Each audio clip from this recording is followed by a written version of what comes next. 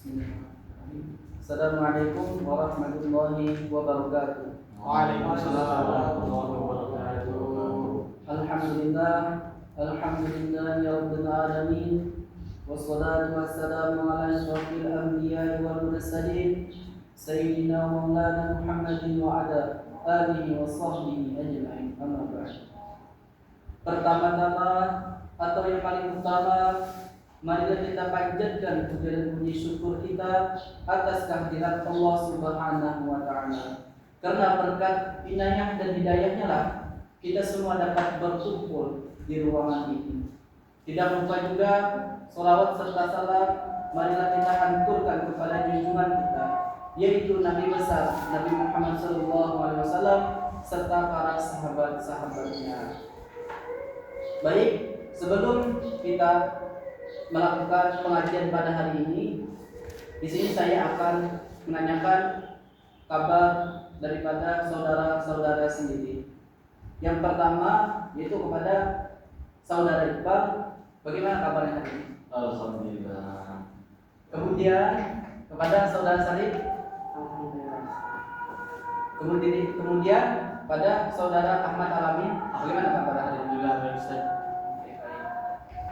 Baik, sebelum memasuki pengajian, saya di sini akan mengambil tema yaitu hukum patung dan gambar, yang dimana kitabnya yang dikarang oleh Syekh Muhammad Ali As-Sabuni. Saya pertegas lagi, yaitu hukum patung dan gambar. Allah Subhanahu wa taala berfirman yang artinya dan sesungguhnya telah kami berikan kepada Daud karunia dari kami, hai gunung-gunung dan burung-burung, bertasbihlah berulang-ulang besi yang besar dan ukurlah anyamannya, dan kerjakanlah amalan yang soleh, sesungguhnya aku melihat apa yang kamu kerjakan. Dan kami tundukkan angin bagi Sulaiman, yang perjalanannya di waktu pagi sama dengan perjalanan sebulan, dan perjalanannya di waktu sore sama dengan perjalanan sebulan pula. Dan kami alirkan cairan tembaga baginya.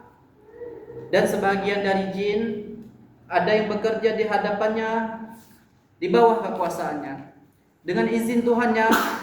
Dan siapa yang menyimpan di antara mereka dari perintah kami rasakan kepadanya azab neraka yang apinya menyala-nyala. Para jin itu membuat untuk Sulaiman apa yang dikehendakinya dari gedung-gedung yang tinggi dan patung-patung dan piring-piring yang besar, seperti kolam dan periuk yang tetap berada di atas tungku. Bekerjalah hai keluarga Daud untuk bersyukur kepada Allah Subhanahu wa taala. Dan sedikit sekali dari hamba-hambaku yang berterima kasih, maka tak kala kami telah menetapkan kematian Sulaiman, tidak ada yang menunjukkan kepada mereka kematiannya itu kecuali rayap yang memakan tongkatnya. Maka tak kala ia telah tersungkur, tahulah jin itu bahwa kalau sekiranya mereka mengetahui yang gaib, tentu mereka tidak akan tetap dan siksa menghinakannya.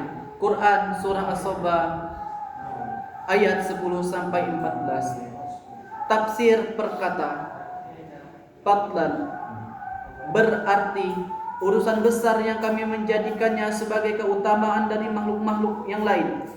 Maksud kata tersebut dalam konteks ayat ini adalah kenabian dan kitab Zabur. Ada yang mengatakan nikmat-nikmat yang Allah khususkan untuknya untuk nabi-nabi yang lain berupa seperti menundukkan gunung, burung, wadah dari besi, keindahan suara, dan banyak lagi yang lainnya. Awabi ma'am, yang berarti bertasbihlah bersamanya dan ulang-ulanglah tasbih itu bersamanya. Firman Allah Subhanahu wa taala, A'udzu billahi minasyaitonir rajim. Bismillahirrahmanirrahim.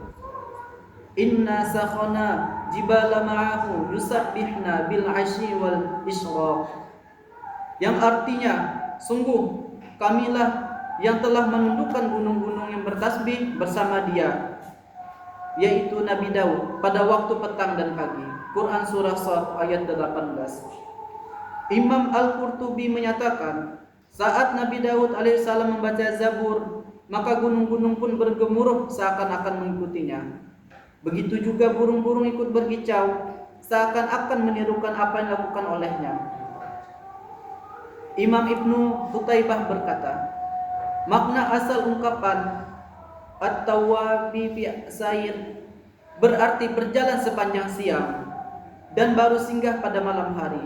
Seakan-akan Allah mengungkapkan, berjalanlah sepanjang siang dan tasbih bersama sampai tiba malam. Namun ada pula yang mengatakan bahwa maknanya berjalanlah bersamanya sesuai kehendaknya. Kata at-tawwib berarti as-sair, yaitu berjalan. Imam Ibnu Qutaibah berkata, lahaqna bil haqi awabu sayra ba'da dafana syu'a asyamsi wa tarfu jibnahu, yang artinya ketika kami telah sampai pada suatu wilayah, maka lanjutkanlah perjalanan setelah kami mendorong sinar matahari dan mata mulai terbuka. Sabighatin berarti baju besi yang lebar. Redaksi ayat hanya menyebutkan sifat karena penyebutan itu dirasa cukup untuk menunjukkan benda yang disifati. Kata as-sabighah adalah baju-baju besi yang lebar dan menutupi tubuh pemakaian sampai menjulur ke tanah hingga terseret. Abu Hayyan mengulas, kata as-sabighah berarti baju besi, asal maknanya adalah sifat as-subuh yang berarti sempurna dan menyeluruh. Namun maknanya lebih condong ke baju besi. Hal tersebut seperti kata al-abtahah yang berarti lembah yang terhampar luas. Seseorang penyair berkata, dalam bala tentara mereka ada singa-singa yang tampak buas, baju perang berwarna putih tak dapat tembus oleh anak panah. Imam Al-Qurtubi berkata, as-sabighah yakni panjang menjulur, sempurna dan lebar. Dalam ungkapan Arab dicontohkan sabagha ad-din wa as-saub, baju besi dan pakaian itu meliputi tubuh. Wa qadir fi sardi berarti ukuran sesuai tenunannya, maksudnya buatlah sesuai dengan kebutuhan. Jangan engkau buat lingkaran baju besi terlalu kecil sehingga akan mudah rusak, atau terlalu besar sehingga tidak dapat melindungi pemakaiannya dari tusukan anak panah dan tombak. Qatadah berkata, pada awalnya baju besi sebelum zaman Nabi Daud alaihissalam dibuat seperti kepingan-kepingan yang berat. Kemudian dia diperintahkan menggabungkan bahan yang ringan dengan yang berat. Orang yang ahli membuat baju besi disebut suradun dan zuradun. Dengan sin diganti zai, as-sardu. Maknanya mengikutkan sesuatu dengan sesuatu yang lain yang masih sejenis. Asyamah berkata, kuda kami selalu saja ikut berkandang di rumah kalian, laksana kusir-kusir yang mengikuti tali kekangannya. Makna asyiradu adalah berjalan dengan sandal yang dilubangi. Imam Al-Qurtubi berkata, asal makna sardu ad-dir'i adalah memperkuat baju besi dan menjadikan polanya serupa tidak berbeda. Lubaid berkata, dia membuat baju besi melebihi ukurannya agar sepanjang hidupnya mendapatkan sesuatu melebihi dari yang diinginkannya. Ainal Fitri, menurut Az-Jujaz, makna al-fitr adalah tembaga atau sejenis kuningan yang direlehkan untuk Sulaiman, karena sebelum masa Nabi Sulaiman logam jenis ini belum pernah berhasil dilebur oleh siapapun. Para ulama tafsir mengatakan Allah Subhanahu wa taala mengalirkan cairan tembaga untuk Nabi Sulaiman agar dia dapat membuat sesuatu yang diinginkan tanpa harus dipanasi dengan api. Demikian pula Allah melunakkan besi untuk Nabi Daud tanpa perlu pemanasan api, sehingga sepanjang 3 hari 3 malam cairan itu dapat mengalir seperti air biasa. Dan orang-orang sekarang bisa berbuat demikian karena anugerah yang diberikan kepada Nabi Sulaiman. Imam Al-Qurtubi mengatakan, aliran cairan dikhususkan sampai 3 hari. Tidak diketahui apa maksudnya. Boleh jadi itu kesalahan pengutip. Makna zahir adalah bahwa tembaga dijadikan lunak untuk Sulaiman seperti mata air yang mengalir untuk menunjukkan akan kenabiannya. Yazid berarti menyimpan dari perintah kami yang telah kami perintahkan, seperti menaati Sulaiman. Dalam ungkapan Arab dicontohkan zabha yang berarti condong dan berpaling. Mahariba Berarti istana-istana besar dan gedung-gedung yang kuat menurut Al-Qurtubi al-mihrabu. Secara bahasa berarti setiap tempat yang tinggi. Ada yang mengatakan maknanya tempat yang digunakan untuk sholat, mihrab, karena ia harus ditinggikan dan diagungkan. Seorang penyair berkata, dia menghimpun antara keberanian dan ketundukan kepada Tuhannya, maka alangkah baiknya suatu kemuliaan ditempatkan pada kemuliaan yang lain. Diriwayatkan dari Abu Ubaidah bahwasanya dia berkata, mihrab, tempat sholat, adalah bagian rumah yang paling utama.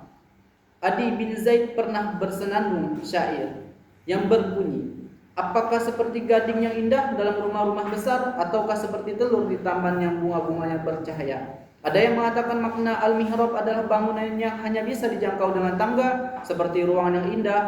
Allah Subhanahu wa taala berfirman, Ittasawarul mihrab, yang artinya ketika mereka melompati bangunan. Quran surah Shad ayat 21. Ada pula yang mengatakan bahwa al-maharib berarti masjid-masjid. Diriwayatkan dari Qataah bahwa al-maharib berarti masjid-masjid dan istana-istana yang megah.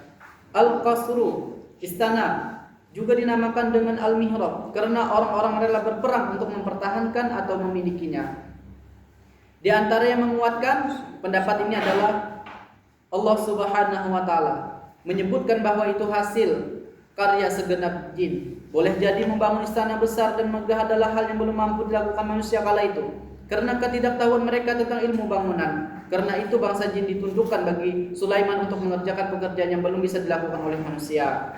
Tamathil, bentuk jamak dari timsal, artinya gambar. Dalam ungkapan Arab dicontohkan masalah asyai'a berarti menggambarkan sampai menjadi objek yang dapat dilihat.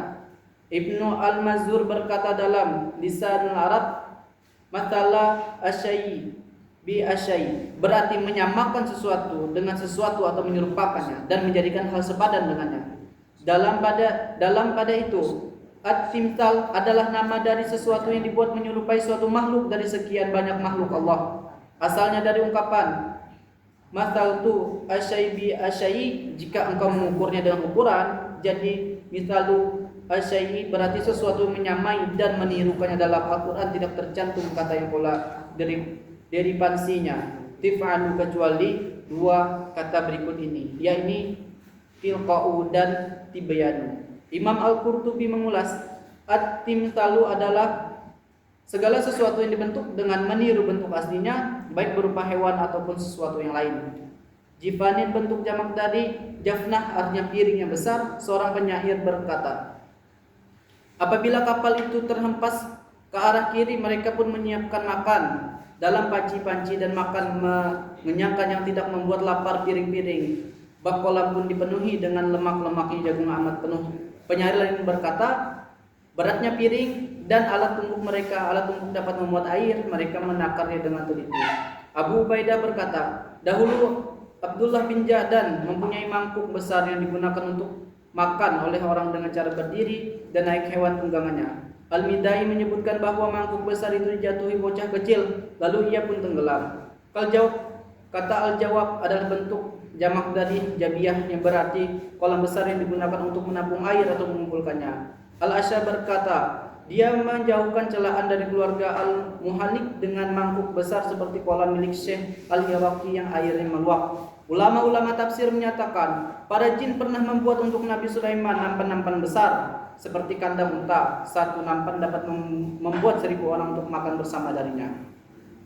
Rasyatin berarti kokoh dan kuat. Dalam ungkapan Arab dicontohkan rasa asyai yang berarti sesuatu itu kokoh. Maksudnya bahwa saking besarnya periuk tersebut sehingga tidak dapat dipindahkan alias tetap berada di tempatnya. Kata ini juga disebut untuk gunung-gunung yang disebut rawasiyah, seperti firman Allah Subhanahu wa taala, wa ja'alna fiha rawasiya syamikhatin, dan kami jadikan di dalam gunung-gunung yang tinggi. Quran surah Al-Musalat ayat 27. Ibnu Al-Arabi menyatakan rasyah berarti tetap, tidak dapat diangkat dan dipindahkan karena begitu besar.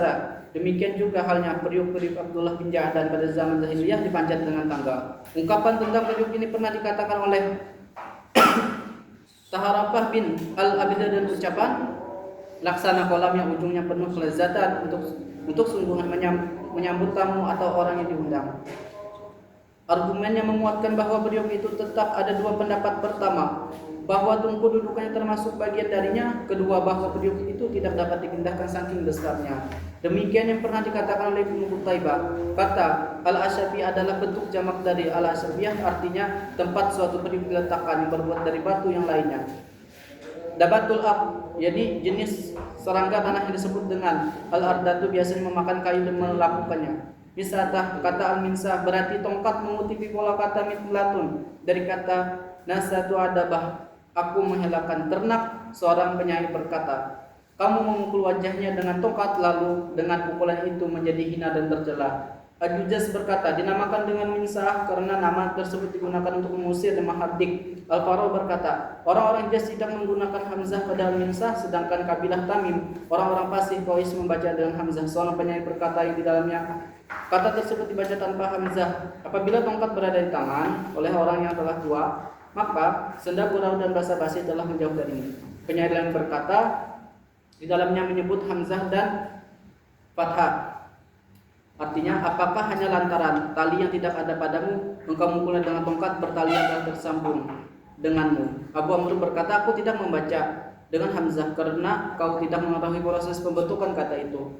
Jika itu tidak dibaca dengan hamzah, berarti telah berhati-hati. Jika itu menggunakan hamzah, maka boleh bagiku tidak memakai hamzah pada kata hamzahnya. Khora yang berarti jauh, tersungkur ke tanah atau jatuh dalam keadaan mati. Al-Izabah Muhin maksud dalam ayat ini adalah pekerjaan-pekerjaan berat yang dibebani oleh Sulaiman kepada para jin. Ulama-ulama pakar tafsir berkata bahwa kala itu orang-orang berkata sesungguhnya jin mengetahui perkara yang gaib, yakni sesuatu yang bakal terjadi di masa mendatang. Setelah itu Nabi Sulaiman berdiri dan mihrabnya untuk sholat dengan menyangga tongkatnya. Lalu beliau wafat dalam keadaannya demikian selama 1 tahun, sementara para jin sedang mengerjakan pekerjaan yang berat dan tidak tahu menahu perihal wafatnya Nabi Sulaiman. Sampai akhirnya rakyat-rakyat memakan tongkat Nabi Sulaiman, kemudian dia pun tersungkur ke bawah, kemudian barulah para jin mengetahui kematiannya. Dengan demikian manusia menyadari bahwa para jin tidak mengetahui perkara gaib. Kalau saja mereka mengetahui perkara yang gaib, niscaya mereka tidak mengerjakan pekerjaannya itu dalam waktu yang begitu lama. Wallahu a'lam bishawab. Baik, demikianlah pengajian kita kali ini. Bagi yang ingin bertanya, dipersilahkan.